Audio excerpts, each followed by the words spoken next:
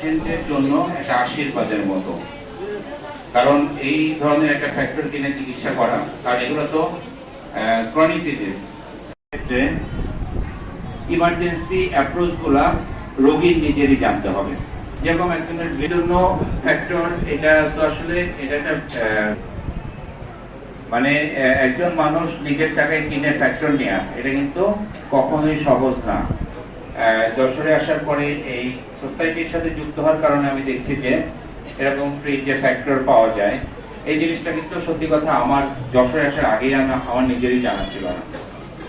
চিকিৎসা দেওয়ার ক্ষেত্রে দেখা গেছে যে তার একটা ক্রনিক ডিজিজ ছিল, সেটা তার জানাই হয়নি, একটা চিকিৎসার কারণে তার ক্ষতি হওয়ার আশঙ্কা হতো। আমরা হেমোফিলিয়াকে সিভিয়ার, মডারেট এবং মাইল্ড তিন ভাগে ভাগ করি। আসলে সিভিয়ার বলতে তাদেরকে কোনো আঘাত ছাড়া দেখা যায়। তারপরেও মেনলি আমাদের যে ব্লিডিং গুলো খুবই ডেঞ্জারাস, অর্থাৎ মৃত্যু ঝুঁকি থাকে, তার মধ্যে একটা আছে যে দেখানোর চেষ্টা করা হয়েছে যে কিভাবে হেমোফিলিয়া বংশ পরম্পরায় আর কি বাবা মা থেকে সন্তান সন্ততিতে আসে।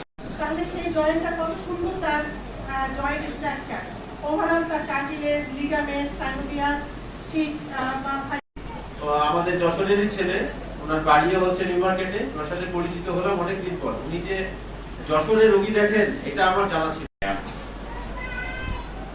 এই ধরনের ক্রনিক ডিজিজ বা যেগুলো জেনেটিক ডিসঅর্ডার জন্মগতভাবে হয়। একই সাথে এই অনুষ্ঠানে আমাকে আমন্ত্রণ জানানোর জন্য ধন্যবাদ এবং কৃতজ্ঞতা জানাচ্ছি। ইচ্ছা ছিল এই অনুষ্ঠানে আরো কিছু সময় থাকার, ব্যস্ততার কারণে সম্ভব হচ্ছে না বিধায় আমি আপনাদের মাঝ থেকে